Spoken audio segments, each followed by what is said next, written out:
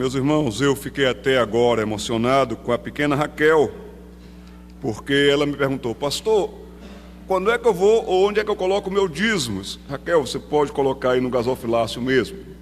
Hoje é dia de recolhimento dos nossos dízimos e ofertas, um privilégio que nós temos, também é parte do culto, devolver a Deus em obediência o que Ele nos deu. Nós vamos nos colocar de pé, os nossos visitantes não se sintam constrangidos, se quiser participar é um privilégio seu também, nós jamais vamos fazer comércio com a fé. Toda moeda que entra na igreja, todo dízimo que é devolvido, a Igreja Presbiteriana do Jardim Satélite tem todo o cuidado de administrar com temor diante de Deus e também com transparência diante dos homens. Nós temos um conselho que também fiscaliza todas as despesas da igreja, de maneira que cada centavo que você devolve nessa igreja é investido para o benefício do povo de Deus e para a evangelização. Uma parte do dízimo que você devolve também vai para missões. E é assim que a gente tem sido. Os livros, caixas da igreja estão abertos para qualquer pessoa que queira examiná-los. Nós vamos nos colocar de pé. Eu queria achar para a gente aqui, Clemil, se você pode tocar também para a gente aqui. Eu creio, Senhor, na divina promessa. E uma das promessas dele também é que ele abençoa o seu povo quando também o povo é obediente e fiel nos dízimos. Vamos cantar esse cântico, será projetado também aqui. E nós vamos já, com o cântico, nós também vamos devolver o dízimo e a oferta ao Senhor. 68. Coloquemos de pé, cantemos o hino de número 68. Peço que os meus irmãos ali da técnica achem esse cântico, para que a gente possa cantar, acreditar e devolver. Vou pedir que algum diácono, o presbítero Luiz, agradeço meu irmão, que o senhor coloque o gasofilácio aqui na frente.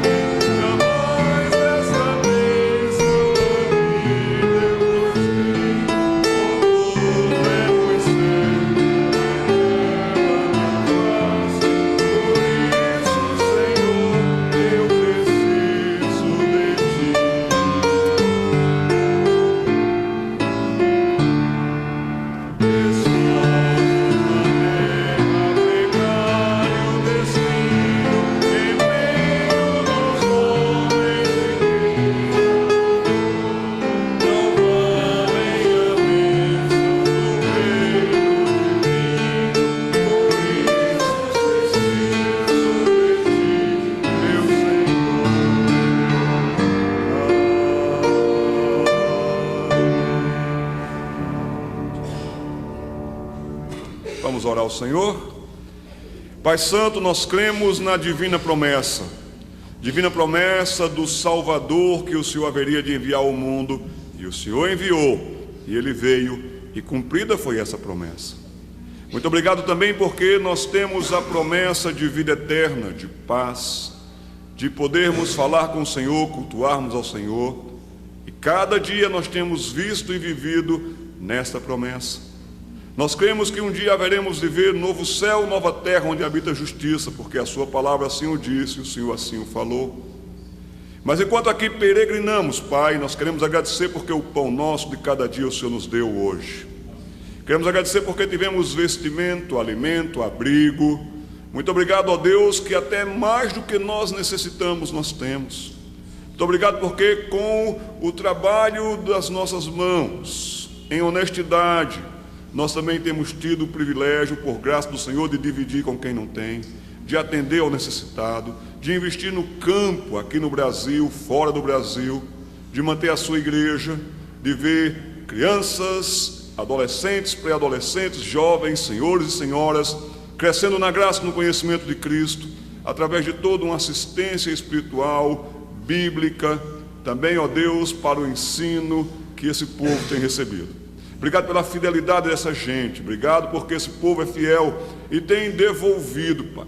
Não nos impressiona o montante, nos agrada e nos alegra ver a fidelidade dessa gente. Abençoe as obras das nossas mãos, obrigado pelo mês que passou, para o mês que temos pela frente, nós confiamos no Senhor. É em nome de Jesus que agradecemos, pedindo a sua bênção para todos aqueles que participaram desse ato de fé, de amor e de obediência. Amém. Os irmãos podem tomar assento. Nós vamos, peço que os irmãos também providenciem aqui a troca para que eu possa estar utilizando o multimídia nessa noite. Nós estamos estudando a carta aos Hebreus. Primeiros 6 capítulos nós vimos que o autor, ele estava exortando o povo, ele também estava admoestando o povo, e admoestar é uma palavra muito forte, muito precisa, muito direta, a que o povo não se iludisse, a que o povo não corresse atrás de ritualismos, a que o povo não tentasse trazer mídia para o culto, chamemos assim nos nossos dias, que o povo não se impressionasse com fenomenologias, anjos e essas coisas todas mais. O culto é para Deus, o culto ele chega a Deus pela pessoa de Jesus Cristo. Também o autor estava dizendo aos hebreus, aos cristãos hebreus, que eles não esmorecessem, que eles também tivessem cuidado, que eles perseverassem, porque está vindo cada vez mais um grupo de crentes que tem sido, chamemos assim infelizmente, de negligentes. Crentes que estão escolhendo a hora do culto, aonde cultuar, o que fazer. Crentes que estão alegando sempre algum motivo que de fato não justifica, para ficar em casa, para ir por aí, para não vir participar com o povo de Deus na casa de Deus. Iludem-se estes, e se esquecem estes, que uma das palavras seríssimas na palavra de Deus é a perseverança, é o crescimento. Na carta aos Hebreus também, o autor irá dizer que nós não devemos deixar as nossas congregações, como até já é, infelizmente, costume de alguns. Nesta carta, nos primeiros 6 capítulos, nós também já vimos os perigos. O perigo da negligência, negligenciarmos a vida cristã. O perigo também de nos iludirmos, achando que somos crentes sem sermos crentes. Os crentes, eles têm os seus frutos. Os crentes, eles têm uma vida honesta, uma vida íntegra. Um crente vive para a glória de Deus. Um crente não brinca de igreja. Um crente segue a Jesus Cristo. Um crente examina o seu próprio coração. Um crente ora dizendo: Senhor, vê se há em mim algum caminho mau e guia-me pelo caminho correto, pelo caminho certo. Um crente em Cristo Jesus, ele até orará: Senhor, me perdoe das faltas que me são ocultas. Ele terá amor por Deus. Mas nós vimos no culto, na abertura do culto nessa manhã, quando o presbítero Luiz leu um texto de invocação para nos chamar à reflexão, no capítulo 1 de Isaías. E nesse capítulo 1 de Isaías, no tempo do profeta Isaías, o templo estava lá, os sacerdotes estavam lá, o sumo sacerdote estava lá, havia todo o cerimonial, havia a aspersão de sangue, havia o matar dos animais, os sacrifícios, mas mesmo assim, o Senhor Deus está dizendo, versículo 5 de Isaías 1, ele diz que o povo continua em rebeldia, e ele vê que toda a cabeça do povo está doente, todo o coração do povo está enfermo, Da cabeça aos pés, capítulo 1 de Isaías, versículo 6, não há partição alguma. Nós somos como que pessoas com feridas abertas, com chagas inflamadas, alguns no estado de lepra visível até, que não vai ter atadura que dê jeito, que não vai ter óleo que amoleça os tumores. A palavra de Deus nos diz que por consequência do que nós somos, versículo 7, a terra está assolada, as cidades, e no nosso contexto, nós também nos assustamos em ver São José dos Campos assolada com violência, o Vale do Paraíba com alto grau de violência e criminalidade. Meus irmãos, versículo 8, o profeta está lamentando aqui que Sião, que esse termo é tão bonito, ligado à glória, ao carinho de Deus para com seu povo, está sendo deixada como choça na vinha.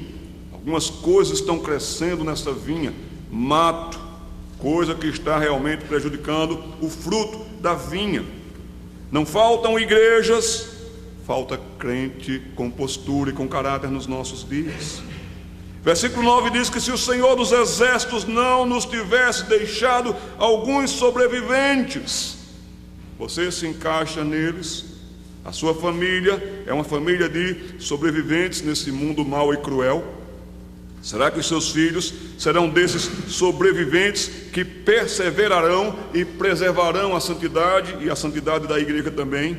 Se não fosse o Senhor que tivesse perseverado conosco, nos deixado alguns sobreviventes, já nos teríamos tornado como Sodoma, já nos teríamos tornados semelhante a Gomorra. Será que a gente às vezes não vive assim, não se sente assim, habitando no meio de Sodoma e de Gomorra? Nós vamos meditar nessa noite no capítulo 8 da carta aos Hebreus. Gente doente, gente enferma, gente em crise, sociedade de Sodoma, sociedade de Gomorra, pecados de Sodoma, pecados de Gomorra que fazem adoecer o coração, que fazem enfermar, que fazem de fato tirar pessoas do equilíbrio e do tirocínio. Pessoas que estão na prática com muita religião, com muita religiosidade, com muita festa, com muito misticismo até, mas sem estar andando nos caminhos de Deus. Consequência de convivermos com esta geração já de Sodoma e Gomorra nos nossos dias, é que não faltam pessoas enfermas na mente. Aumentam os casos de suicídio. Pessoas que só estão conseguindo dormir na base de medicamentos, mas também viver, se deslocar e se locomover na base de medicamentos. Nós somos a geração da tarja preta. A Rádio Pan-Americana, a Jovem Pan, como se diz, há um tempo atrás até, ela tentava encontrar equilíbrio numa sociedade desequilibrada e não encontrava. E algum dos seus redatores redigiu esse texto chamado de O Paradoxo dos Nossos Tempos. E nesse texto, o redator dizia: hoje temos edifícios mais altos, mas pavios mais curtos, autoestradas mais largas, mas pontos de vista mais estreitos. Gastamos mais, mas temos menos. Nós compramos mais, mas desfrutamos menos. Temos casas maiores e famílias menores, mais conhecimento e menos poder de julgamento, mais medicina, mas menos saúde. Bebemos demais, fumamos demais, gastamos de forma perdulária, rimos menos, dirigimos rápido demais, nos irritamos facilmente, ficamos acordados até tarde, acordamos cansados demais, multiplicamos nossas posses, mas reduzimos nossos valores, falamos demais, amamos raramente e odiamos com muita frequência. Aprendemos como ganhar a vida, mas não vivemos essa vida. Fizemos coisas maiores, mas não coisas melhores. Limpamos o ar, mas poluímos a alma. Escrevemos mais, mas aprendemos menos. Planejamos mais, mas realizamos menos. Aprendemos a correr contra o tempo, mas não a esperar com paciência. Temos maiores rendimentos, mas menor padrão moral. Tivemos avanços na quantidade, mas não em qualidade. Esses são tempos de refeições rápidas e de gestão lenta, de homens de caráter baixo, lucros expressivos e relacionamentos rasos, mais lazer, mas menos diversão, maior variedade de tipos de comida, mas menos nutrição. São dias de viagens rápidas, fraldas descartáveis e moralidade também descartável, e pílulas que fazem de tudo: alegrar, aquietar, matar. Distante de Deus, o ser humano vai se tornando pior do que Sodoma e Gomorra. Distante de Deus, o ser humano vai se tornando uma pessoa que ele mesmo não se compreende. Eu estava olhando os periódicos de alguns dias atrás, e nos periódicos de alguns dias atrás, a revista Folha de São Paulo, o jornal Folha de São Paulo, melhor dizendo, trouxe um caderno chamado de Equilíbrio. E na sua proposta estava esta aqui: 1000 perdões. Na vida pública e na vida privada, o ato de pedir desculpas virou sinônimo de mentira e caiu em descrédito. Mas há quem tente reabilitar o bom sentido do gesto. 1000 perdões, até exageramos no termo. 1000 perdões, meu irmão. Mas na verdade a gente reconhece isso, porque a gente também já passou por isso. A pessoa pedir perdão e a gente vê na cara dela: não está pedindo perdão coisíssima nenhuma.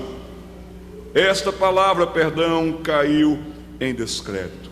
Meus irmãos, nós já vamos ler o texto de Hebreus, mas precisamos urgentemente, para o bem da saúde mental, emocional, espiritual, para o bem da igreja de Jesus Cristo, nós precisamos de fato recuperar o sentido e o significado e a importância de algumas palavras, que se essas palavras não retornarem, que se essas palavras não forem de fato lavadas e limpas para nós iremos de mal a pior. Palavras que estão perdendo sentido, significado e importância, mas que se você as perder, estará perdido. E se você perder o sentido dessas palavras, você também estará metido em muitas confusões e situações desconcertantes. E quais seriam essas palavras, pastor? A palavra arrependimento. Qual foi a última mensagem que você ouviu que tinha como base e como ênfase: arrependei-vos? Foi a última mensagem no rádio, na televisão, pastor popular que seja, que chamou o povo ao arrependimento? Mas se você não se arrepender, você não irá bem. E todos nós temos consciência de que nós temos que nos arrepender. A primeira palavra de Jesus ali no Evangelho de Marcos foi esta: arrependei-vos, o reino de Deus está próximo. Outra palavra que nós precisamos recuperar urgentemente, senão nos desequilibraremos e seremos pais desqualificados, cônjuges desqualificados, seremos pessoas como os cidadãos de Sodoma e Gomorra. É a palavra perdão. Outra palavra que nós precisamos de fato recuperar urgentemente para o nosso bem e tratá-la e sermos tratados por Deus é a palavra culpa. E por fim, nessa explanação nossa, a palavra culto. Nós vimos, não faz muito tempo, o capítulo 7 de Hebreus, falando sobre Jesus de Nazaré, aquele que de fato tem um sacerdócio maravilhoso, cujo Melquisedeque do Antigo Testamento era um tipo dele. E Jesus, ele é completo, ele é perfeito, ele é soberano, ele é Senhor. Nós precisamos de Jesus, aquele que nos acolhe nos nossos arrependimentos. Nós precisamos de Jesus, aquele que nos dá o perdão. Nós temos o perdão por causa de Jesus, e por causa do perdão que temos em Jesus, nós temos paz com Deus. E aquele que de fato limpa a nossa culpa, se confessarmos os nossos pecados, Ele é fiel e justo para nos perdoar os pecados e nos purificar de toda injustiça. E assim nós poderemos prestar culto, muito mais do que vir à igreja ou ficar celebrando de qualquer jeito por aí. No capítulo 7, também de Hebreus, há uma comparação entre o sacerdócio de Cristo e o sacerdócio dos levitas. Então por que os hebreus estavam tentando voltar, ir lá para trás, tentar buscar lá atrás alguma coisa para preencher a vida deles e o culto deles, se eles tinham a Cristo? Meus irmãos, nós não precisamos nem de modismos, nem de coisas que ficaram como sombras lá para trás. Nós precisamos de Cristo. Diante disso, convido você a ler capítulo 8 comigo. Assentado mesmo, reverentemente, nós vamos ler. Eu lerei e vocês acompanharão. Ora, o essencial das coisas que temos dito é que possuímos tal sumo sacerdote, que se assentou à destra do trono da majestade nos céus, como ministro do santuário e do verdadeiro tabernáculo que o Senhor erigiu, não o homem. Pois todo sumo sacerdote é constituído para oferecer tanto dons como sacrifícios. Por isso era necessário que também esse sumo sacerdote tivesse o que oferecer. Ora, se ele estivesse na terra, nem mesmo sacerdote seria, uma vez que Jesus não vinha da tribo de Levi, Jesus vinha da tribo de Judá. Visto existirem aqueles que oferecem os dons segundo a lei, os quais ministram em figuras e sombras das coisas celestes, assim como foi Moisés divinamente instruído quando estava para construir o tabernáculo, pois ele disse: vê que faça, o Senhor disse, vê que faça todas as coisas de acordo com o modelo que te foi mostrado no monte. Agora, com efeito, obteve Jesus ministério tanto mais excelente quanto é ele também mediador de superior aliança, instituída com base em superiores promessas. Porque se aquela primeira aliança tivesse sido sem defeito, de maneira alguma estaria sendo buscado lugar para uma segunda. E de fato, repreendendo-os, diz: eis aí vem dias, diz o Senhor, e firmarei nova aliança com a casa de Israel e com a casa de Judá, não segundo a aliança que fiz com seus pais no dia em que os tomei pela mão para os conduzir até fora da terra do Egito, pois eles não continuaram na minha aliança, e eu não atentei para eles, diz o Senhor, porque esta é a aliança que firmarei com a casa de Israel. Depois daqueles dias, diz o Senhor, na sua mente imprimirei as minhas leis, também sobre o seu coração as inscreverei, e eu serei o seu Deus, e eles serão o meu povo. E não ensinará jamais cada um ao seu próximo, nem cada um ao seu irmão, dizendo: conhece o Senhor, porque todos me conhecerão, desde o menor deles até ao maior. Pois para com as suas iniquidades usarei de misericórdia, e dos seus pecados jamais me lembrarei. Quando ele diz nova, torna antiquada a primeira. Ora, aquilo que se torna antiquado e envelhecido está prestes a desaparecer. Hebreus capítulo 8, versículo 1, começou falando sobre o essencial. Como que dizendo: leitores desta epístola, leitores, e no nosso contexto hoje, que já leram e estudaram 7 capítulos. O que eu quero dizer para vocês é o seguinte: nós possuímos tal sumo sacerdote. Existe alguém que é digno, existe alguém que é santo, existe alguém que também lhe conhece, porque ele também foi humano. Ele pode interceder por você. É essencial, e nós temos o essencial, o sumo sacerdote Jesus. E se é essencial, meus irmãos, não se mexe nisso, e nem pode ser alterado ou mudado. Então não mudemos o culto, não descentralizemos Jesus do culto. Que nós tenhamos de fato sempre na Igreja Presbiteriana do Jardim Satélite a prioridade da pregação da palavra. Ela é central, porque ela anuncia a Cristo, e Ele mesmo disse: vocês examinam as Escrituras porque julgam ter nela a vida eterna, e elas, as Escrituras, testificam de mim. O que é essencial, por favor, saiba disso, não pode ser esquecido ou desprezado nunca. Também não pode ser diluído. Capítulo 8 abre informações para doutrinas básicas importantíssimas que nós veremos adiante, também com o capítulo 9, também com o capítulo 10. E todas essas doutrinas básicas e importantes para o nosso relacionamento com Deus e por consequência e conseguinte, nosso relacionamento com os homens, todas elas apontam sempre para arrependimento, perdão, culpa e culto. Agora eu lhe pergunto, se algum colega seu em desespero, se sentindo realmente culpado e achatado pela culpa, se ele precisasse de você nesta noite, você teria uma doutrina bíblica para cada uma dessas palavras? Você sabe o que é se arrepender? Você sabe o que é o perdão de Deus? Você sabe o que é a culpa que você tem e Ele levou sobre si, Jesus? Você de fato presta um culto ou preenche um tempo e um espaço? Cultos não faltam no Brasil, cultos não faltam no mundo, religiões e mais religiões surgem a todo instante, meus irmãos.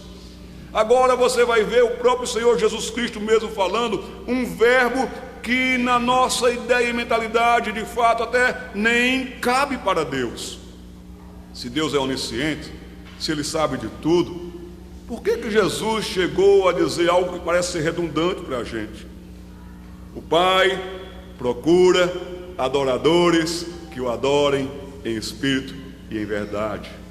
Essa ênfase do Senhor é tão profunda, passando o Deus eterno todo-poderoso os seus olhos sobre esse ambiente, procurando verdadeiros adoradores que o adorem em espírito e em verdade, repousaria os seus olhos aqui e aceitaria o nosso culto. O nosso culto lhe subiria como aroma suave. Irmãos, é preciso, é essencial, não nos desviemos disto e não nos iludamos com nada e com ninguém. É preciso e eu preciso 7 coisas. Eu gosto desse número 7 com essa carta aos Hebreus, porque já falei para vocês que os hebreus tinham uma certa afinidade, gosto com esse número 7. E o autor aqui sempre tem trabalhado assim com 7 questões, 7 colocações, 7 posições. Eu preciso de um sumo sacerdote. Não chegue, nem tente chegar a Deus por você mesmo. Não chegue dizendo: Deus, eu sou bom, eu fiz o bem, eu estou realmente pronto para que o Senhor me escute. Nós também já lemos nessa noite em Isaías capítulo 59, versículos 1 e 2, que a mão do Senhor não está encolhida que não possa salvar, nem surdo o seu ouvido que não possa ouvir, mas as vossas iniquidades fazem separação entre vós e o vosso Deus. E os vossos pecados encobrem o seu rosto de vós, para que não vos ouça. Então, o texto está dizendo para mim e para você, a carta aos Hebreus está dizendo para mim e para você, que nós precisamos de um sumo sacerdote. É preciso, e eu preciso, em segundo lugar, de alguém que entre na presença de Deus por mim, porque se eu entrar na presença de Deus por minha própria conta, eu posso ser fulminado. Isaías, e nós estamos falando bastante dele nessa noite, quando ele, e é bem interessante lermos o livro de Isaías, nos 5 primeiros capítulos do livro de Isaías, ele está fazendo uma coisa que nós mais gostamos: culpar os outros.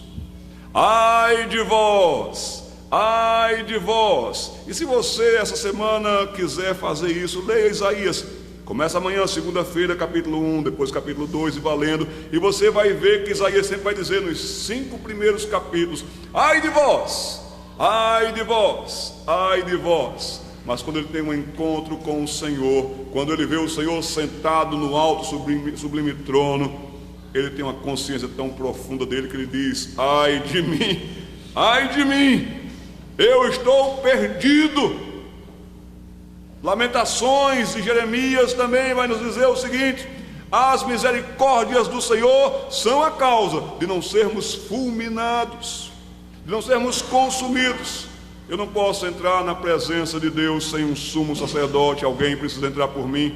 Em terceiro lugar, eu preciso de um intercessor diante de Deus. Eu preciso de alguém que me entenda e me auxilie diante de Deus, e esse que me conheça. E a palavra de Deus nos diz que até o Espírito Santo de Deus, que nos conhece tão bem, nos sonda e nos conhece. Ele como que interpreta aquilo que eu quero dizer para Deus, eu não consigo. Ele intercede por nós com gemidos inexprimíveis. É como que a gente tentando dizer: Deus, eu estou aflito. O Espírito Santo de Deus dizendo para Deus, a aflição dele é nesse grau, nessa profundidade, ele não consegue nem expressar o que ele está passando e sentindo. Eu preciso de alguém que me atenda, me entenda e me auxilie diante de Deus. Eu preciso de alguém aqui comigo. Eu preciso me arrepender. Eu preciso ter o perdão de Deus e eu preciso ter a minha culpa perdoada. Eu preciso ter paz. E eu preciso ter paz com Deus e também eu preciso prestar-lhe culto. Por que eu preciso de um sumo sacerdote? Sim, é preciso, e eu preciso de um sumo sacerdote porque Deus não muda. Estão tentando tirar partes essenciais do culto, estão dizendo: venham como vocês estão. E até é bíblico, e até Jesus Cristo mesmo disse isso: vinde como estais. Mas ele nunca disse: e ficas como estás. Ninguém nunca veio a Cristo como estava e continuou como era. Foi mudado, foi tocado. Deus não muda. Você pode procurar igrejas que mudaram, você pode procurar pastores que mudaram, você pode procurar grupos que mudaram, mas Deus não muda. E ele mesmo diz, mais uma vez recorro ao profeta Isaías: quem disse para vocês colocar os pés nos meus átrios? Como que Deus falando assim? Quem disse para você se aproximar? Deus não muda. Ele é santo, Ele é perfeito, Ele não tolera o mal. Deus não muda e Ele nos conhece. Deus é santo. Não adianta tentarmos iludir a Deus, não conseguiremos jamais.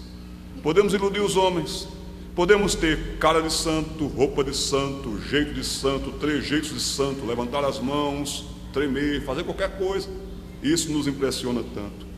Mas Deus conhece quando somos os encenadores.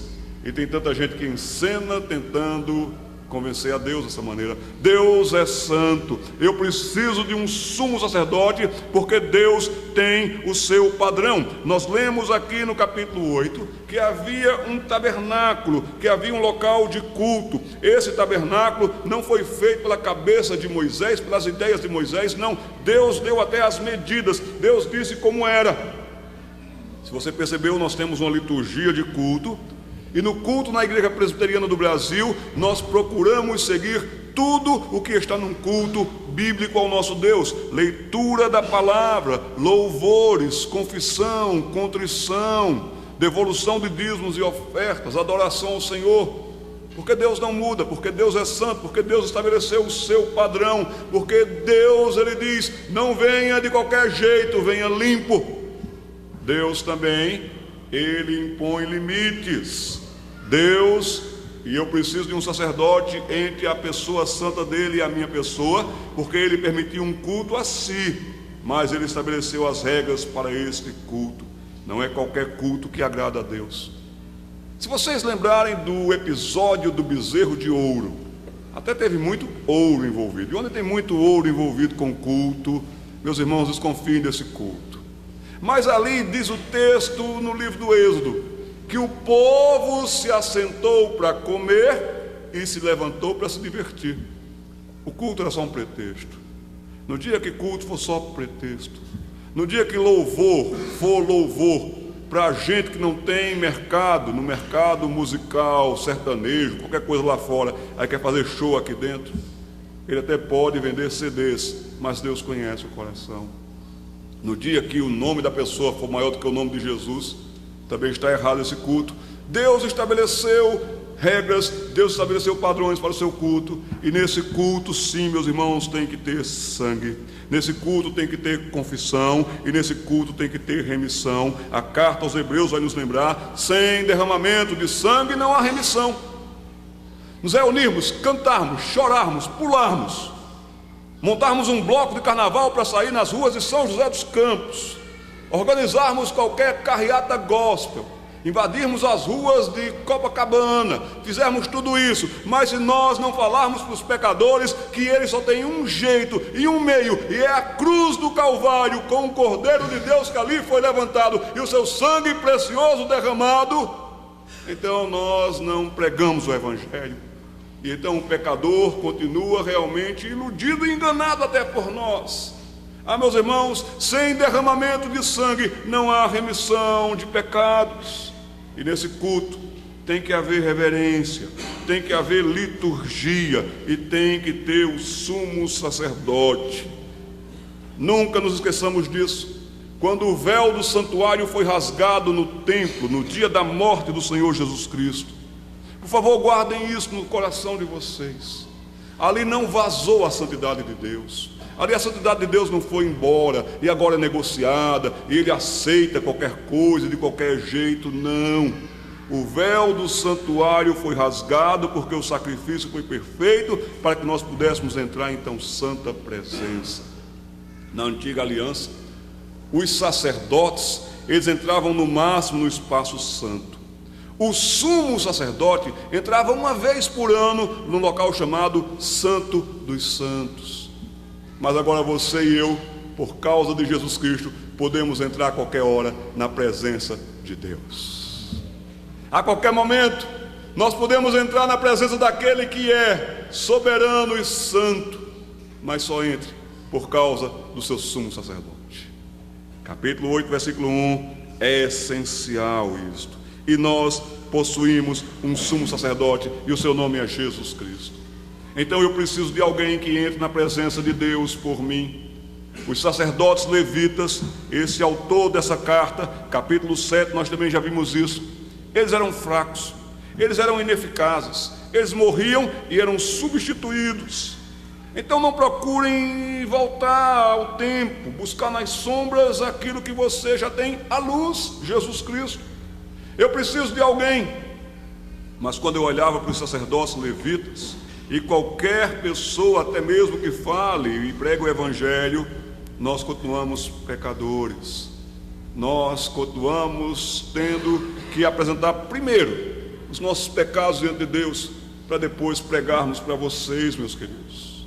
Todo sacerdote levita podia também, o que infelizmente corromper-se, ou até mesmo acostumar-se com o cerimonial apenas, e como tem pastores nos nossos dias de hoje, que são mercadejadores da palavra, que são pessoas de fato no caráter e no conteúdo corrompidos de mente, que se acostumaram a dizer, agora eu prego, agora eu sei como é, agora eu sei como é que eu faço. Mas meus irmãos, isso nem convence a Deus e nem convence a vocês também, vocês percebem logo isso. Todo culto, ele corria o risco, e até hoje corre o risco, de ir ficando mecânico a partir do sacerdote. Só faz, só acontece e vai embora. Eu preciso de alguém que entre na presença de Deus por mim. E enquanto eu prego para vocês, me esforço para pregar para vocês nessa noite, a minha oração por vocês é que vocês digam, Jesus, tem misericórdia de mim, e apresenta o meu pedido a Deus. Senhor Jesus, que o seu sangue me purifique de todo pecado, para que eu possa falar com o Pai nesta noite. Que não seja você algum adorador mecânico apenas. Eu preciso de alguém. E Deus, que sonda os corações e sabe das nossas motivações, Ele vem ao nosso encontro, na pessoa bendita do Espírito Santo. A carta aos Romanos vai lhe dizer isso, e me dizer isso, que o Espírito testifica com o nosso Espírito, que nós somos filhos de Deus. E é tão bonita a ação do Espírito Santo na vida da gente, porque ele vem logo e nos acusa na consciência, chamando a atenção. Já erramos, já falhamos, e já percebemos a santa e gloriosa presença e ação do Espírito dizendo, você falhou. Opa, o que aconteceu com a sua palavra? Opa, que postura é essa? Que maneira é essa de ser? O Espírito Santo de Deus é alguém conosco, alguém em nós.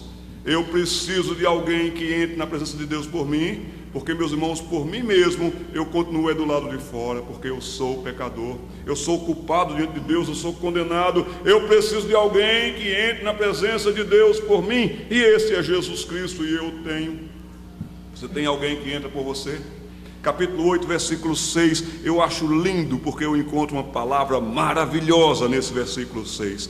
Agora, com efeito, obteve Jesus ministério tanto mais excelente, quanto é ele também mediador. É ele o meu mediador. Eu não sei, algumas pessoas no nosso meio se têm orientação católica. Eu respeito os católicos, eu tenho familiares católicos, mas os católicos têm um apego, um apreço, um ensino que vem da pedagogia da igreja, mas não vem da palavra de Deus, que é Maria como nossa mediadora, que é Maria como nossa medianeira. Em todo o Novo Testamento, nessa carta aos Hebreus, por exemplo, que está falando sobre essa mediação, sobre este que entra na presença de Deus, não existe nenhum outro, não existe a mínima possibilidade de uma medianeira, só existe um mediador. E aí vem a orientação católica apostólica romana e diz: não, é que você não entendeu, Jesus Cristo, ele é o mediador entre o pecador e Deus, mas Maria é a medianeira entre Jesus e o pecador. Meus irmãos, não desmarquem Hebreus comigo, mas abramos segunda carta de Paulo a Timóteo, capítulo 2, versículo 5, e você vai ver que na teologia bíblica, na palavra de Deus e por toda a palavra de Deus, não tem a menor possibilidade de Jesus ter esquecido de você, de Jesus ter deixado você. 2 Timóteo capítulo 2, 1 Timóteo, perdão, capítulo 2, versículo 5, eu peço que você leia comigo. 1 Timóteo 2,5, leiamos. Porquanto há um só Deus e um só mediador entre Deus e os homens, Cristo Jesus, homem. Ele já vem até você, ele já lhe encontra. Você não precisa de santos, você não precisa de espíritos, você não precisa da Maria da tradição católica para estar entre você e Jesus. Ele vem ao seu encontro. O Filho do Homem veio buscar e salvar o perdido. Ele sabe onde o perdido está, ele sabe como o perdido está. Aqui em Hebreus capítulo 8, versículo 6, nós vimos de fato que Jesus é este mediador. Versículo 8, nós vemos de fato que Deus, ele estabeleceu uma nova aliança com a casa de Judá, e Jesus é o leão de Judá, ele veio da tribo de Judá. Eu tenho por graça de Deus um sumo sacerdote, eu tenho por graça de Deus nessa noite alguém que se apresenta diante de Deus por mim. Eu também preciso, e por graça de Deus eu tenho um intercessor. Jesus orou por mim. João capítulo 17, versículos 9 e 20. Esse texto também muito me emociona e enche o coração, quando no versículo 20 Jesus Cristo diz ali: e eu não peço somente por esses que estavam ali fisicamente com ele, mas eu peço por aqueles também que haverão de crer em mim. Jesus orou por você. Que privilégio você teve de ser incluído na oração sacerdotal de Jesus. Também nós podemos ver no capítulo 7 de Hebreus, versículo 25. Convido você a ler comigo todos a uma só voz. Não só Jesus, ele veio para nos salvar, meus irmãos, e ele tem poder totalmente para isso, e ele pode nos salvar totalmente. Leiamos o texto como proposto. Por isso, também pode salvar totalmente os que por ele se chegam a Deus, vivendo sempre para interceder por eles. Nós temos Jesus Cristo, nosso intercessor. Ele é ouvido por Deus. Não só Deus disse sobre Jesus: esse é o meu filho amado, a ele ouvi, como também Deus ouve o seu filho amado. É só Jesus e ele só. Nós já vimos isso em 2 Timóteo capítulo 2, versículo 5. A revista Época trouxe há uns dias atrás essa matéria sobre o Império Espírita de Zíbia Gasparetto. E ela, uma médium que recebe então todas essas informações e instruções, já escreveu 41 livros e vendeu 16 milhões de exemplares. Essas pessoas vão lendo, vão repassando, vão emprestando os livros, e ela vai mostrando aqui como os espíritos auxiliam, intervêm e etc. Meus irmãos, a palavra de Deus diz que ninguém, nenhuma criatura é digna, só Jesus Cristo. podem ir por Zibe a Gaspareto, vocês não entrarão na presença de Deus. A Maria dos católicos também não pode. Eu faço uma grande diferença entre a Maria dos católicos e a pessoa querida de Maria dos evangelhos. Só Jesus, só Ele. E Hebreus vai nos deixar bem claro que foi por seu sacrifício, e foi por seu sangue, e foi no seu sangue. Romanos capítulo 5, texto maravilhoso, vai dizer que nós somos justificados por Deus mediante a fé em Jesus Cristo. Romanos capítulo 8, versículos 1 e seguinte, vai dizer que por causa de Jesus nós temos paz com Deus. E tanto em Romanos como em qualquer parte das Escrituras Sagradas, quando o assunto é paz com Deus, reconciliação com Deus, está presente o sangue do Cordeiro. Seja bendito o sangue do Cordeiro. Em quarto lugar, eu preciso de alguém que me entenda e me auxilie diante de Deus. Jesus, Ele pode me socorrer. Por que outro? Por que mais alguém? Ora, só Jesus é o sumo sacerdote, só Jesus nos é suficiente. Hebreus capítulo 2, versículo 18, leiamos todos a uma só voz. Pois naquilo que Ele mesmo sofreu, tendo sido tentado, é poderoso para socorrer os que são tentados. O seu Jesus é poderoso, o meu é. O seu Jesus lhe compreende, o meu me compreende. O seu Jesus lhe atende, o meu me atende. Uma vez eu li uma frase que muito me emocionou e dizia: só Jesus tem toda a capacidade de enxugar a lágrima que corre no meu rosto, porque só Ele compreende o motivo que me faz chorar. Jesus é poderoso, Ele pode nos socorrer, mas Ele também é o meu advogado. João, escrevendo na sua primeira carta, capítulo 2, versículos 1 e 2, diz: filhinhos, não pequeis. E esse é o projeto de Deus para a gente. Por que viver no pecado? Por que cair no pecado? Por que facilitar para o pecado? Mas a nossa natureza pecadora, nós não nos compreendemos, caímos, falhamos. Filhinhos, não pequeis. Contudo, se alguém pecar, tendes advogado junto ao Pai, e este é Jesus Cristo. Só Jesus e Ele só. Ele me auxilia diante de Deus, porque Ele me conhece e Ele me ama. Abra comigo em João capítulo 10, texto que fala de um relacionamento maravilhoso de Jesus com as suas ovelhas. Ele até usa o pronome possessivo, minhas. São dele. Deus nos fez e nós somos ovelhas do seu pasto. Jesus me conhece, Jesus me ama. Ele diz, capítulo 10, versículo 11: eu sou o bom pastor dá a vida pelas ovelhas. Capítulo 10, versículos 14 a 16: eu sou o bom pastor, eu conheço as minhas ovelhas, e elas, as minhas ovelhas, me conhecem a mim, assim como o Pai me conhece a mim, e eu conheço o Pai, e dou a minha vida pelas ovelhas. Você precisa de alguém mais? Você precisa de espíritos intercessores por você? Quem afirma isso está dizendo: Jesus, tu não és suficiente. Se tu não és suficiente, tu não és eficiente. Este não é o Jesus, o Filho de Deus. Este não é o Jesus da palavra de Deus. Jesus Cristo é suficiente. Jesus Cristo é eficiente. Jesus Cristo é o nosso supremo pastor, que deu a vida por você. Eu dou a vida pelas minhas ovelhas. E mais uma vez inclui São José dos Campos, em pleno século 21. Leia comigo o versículo 16: ainda tenho outras ovelhas, não desse aprisco, a mim me convém conduzi-las. Elas ouvirão a minha voz, e então haverá um rebanho, e haverá um pastor. O Senhor Jesus Cristo. Versículos 26 e 28 de João 10. Mas vós não credes. E por que as pessoas não creem? Porque Jesus Cristo é bem claro: vocês não creem. O verbo mais importante para uma vida é esse verbo crer. Vocês não creem porque vocês não são minhas ovelhas, nem das minhas ovelhas.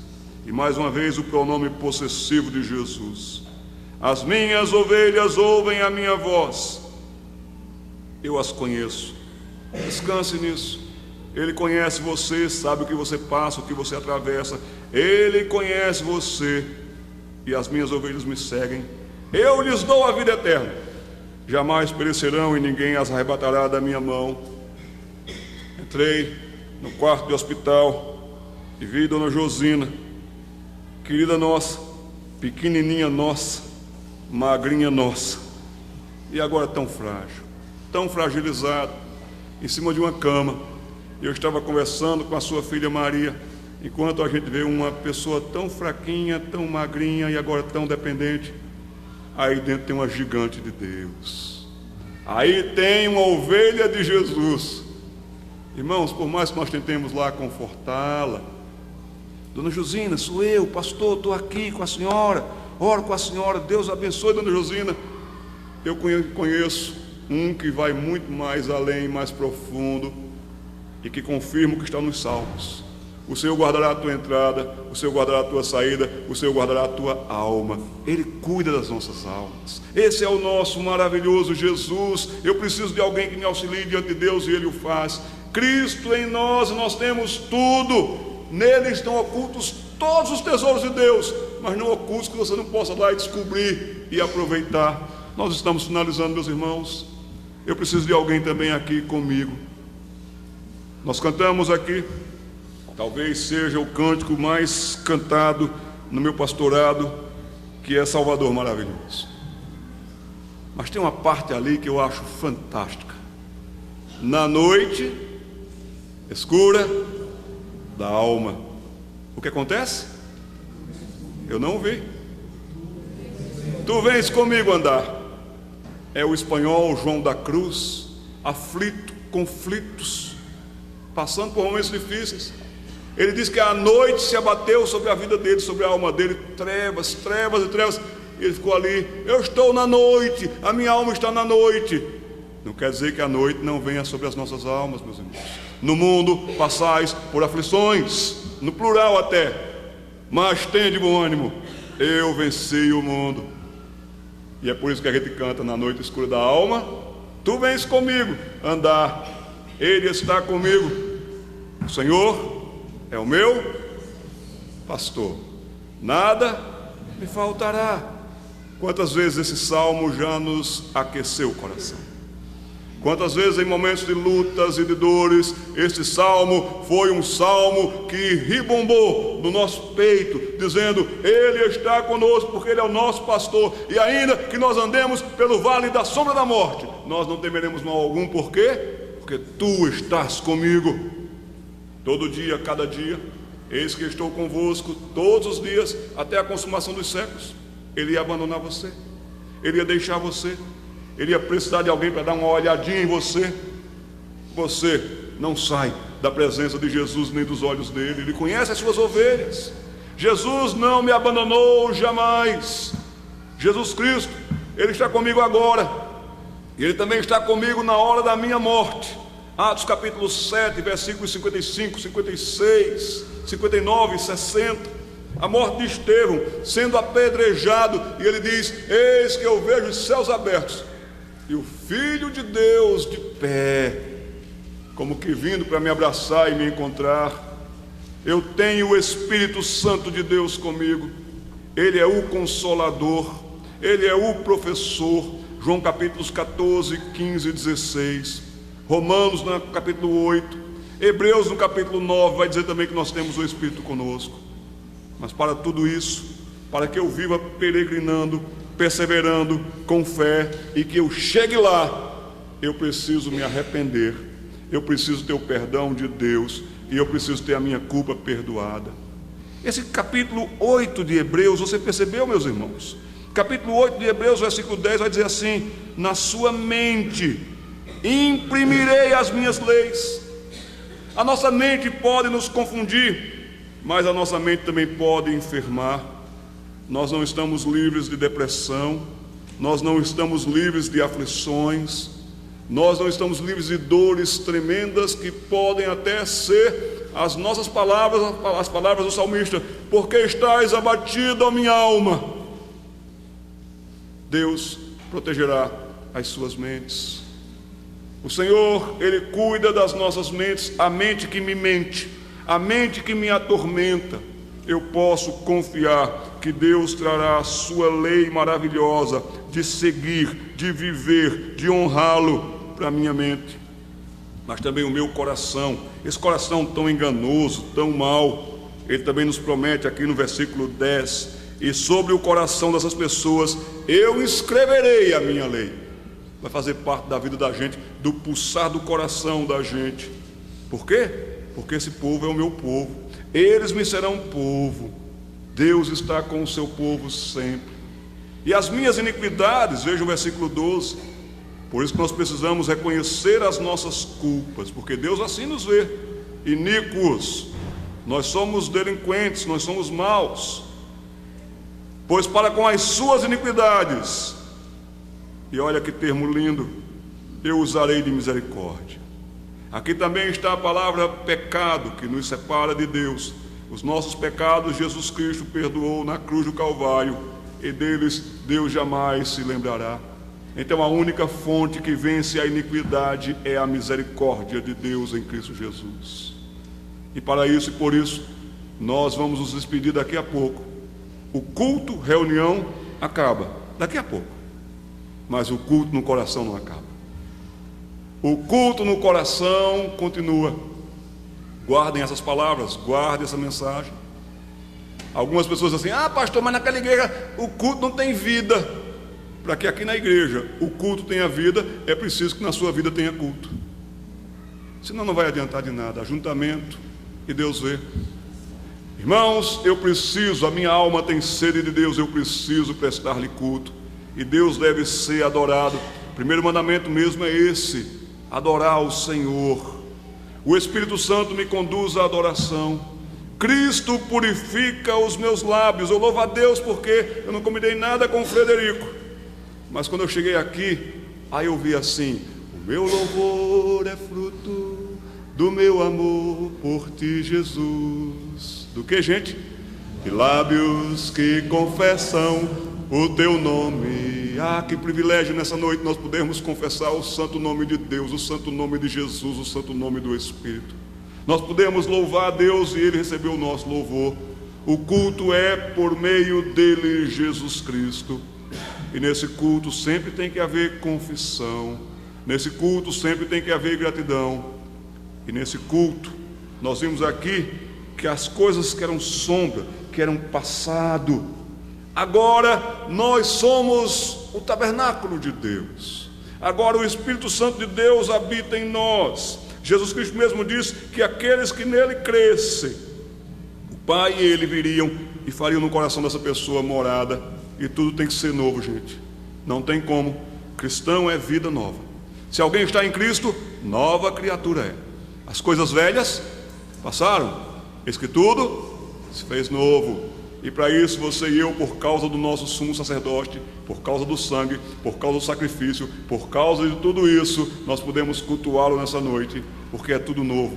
É tabernáculo novo, de uma aliança nova, de uma vida nova para um novo viver. Eu encerro pedindo para que vocês coloquem de pé. Abra comigo a palavra de Deus na primeira carta do apóstolo João, capítulo 2. E nós vimos que nós temos um advogado, mas também nós temos que ver que nós temos uma postura. Eu vou pedir para o Clenilson vir aqui depois para a gente cantar Salvador maravilhoso, o nosso sumo sacerdote Jesus. O nosso Deus maravilhoso que misericordiosamente nos perdoou das iniquidades, e o Espírito Santo que nos convenceu do pecado, da justiça e do juízo. E nós vamos terminar cantando esse cântico. Mas vamos ver e ler todos. 1 João 2, de 1 a 6. Temos um advogado, esse bloco nos diz isso, e temos uma postura, esse bloco também nos diz isso. Leiamos todos a uma só voz. Filhinhos meus, essas coisas vos escrevo para que não pequeis. Se todavia alguém pecar, temos advogado junto ao Pai, Jesus Cristo, o justo. E Ele é a propiciação pelos nossos pecados, e não somente pelos nossos próprios, mas ainda pelos do mundo inteiro. Ora, sabemos que o temos conhecido por isso, se guardamos os seus mandamentos. Aquele que diz, eu o conheço, e não guarda os seus mandamentos, é mentiroso, e nele não está a verdade. Aquele, entretanto, que guarda a sua palavra, nele verdadeiramente tem sido aperfeiçoado o amor de Deus. Nisto sabemos que estamos nele. Aquele que diz que permanece nele, esse deve também andar assim como ele andou. Aquele que diz que permanece nele, que é dele, que o confessa, deve também se portar, andar assim como ele andou. Como não temos suficiência, força, poder em nós mesmos, nós precisamos do Salvador maravilhoso. Cantemos ao Senhor.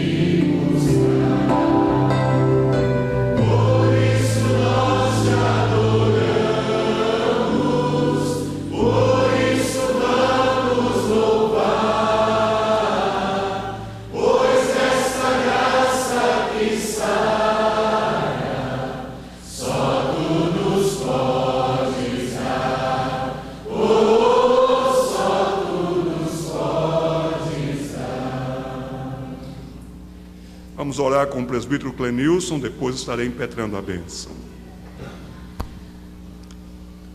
Muito obrigado, nosso Deus, pela Tua palavra. Muito obrigado, Senhor, porque a Tua palavra nos exorta a lembrar dessas palavras, ó Deus.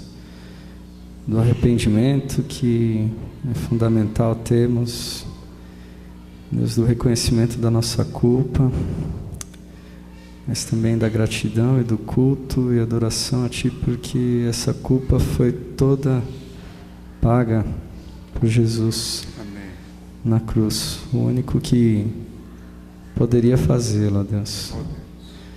E muito obrigado, porque essa Tua atitude foi completa, poderosa e eficaz, ó Deus, nas nossas vidas. Amém. Ajuda-nos a lembrar disso todos os dias e a cada momento, ó Deus, para que busquemos vida santa, que agrade ao Senhor, ó Deus, vida completamente limpa, transformada, alegre e feliz também pela salvação, Deus. Muito obrigado pelo teu amor. Obrigado por esta igreja, porque aqui a tua palavra é pregada, Deus. Ajuda-nos a, nesta semana, lembrarmos, ó Deus, nestas palavras e nos comprometermos a te buscar todos os dias e ter vidas transformadas, Senhor, fugindo do pecado. Muito obrigado, te adoramos e te louvamos, Senhor, em nome de Jesus. Amém.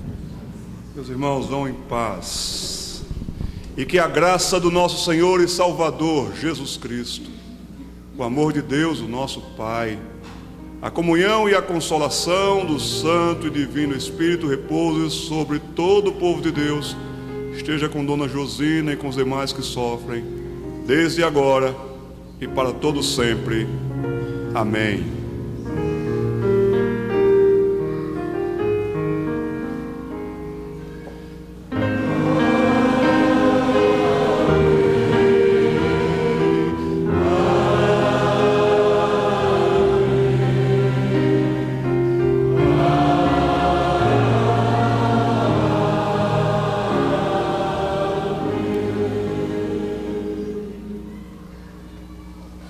Podem tomar assento só para a gente dar alguns avisos da parte das nossas sociedades domésticas, alguns avisos que precisamos reforçar aqui, meus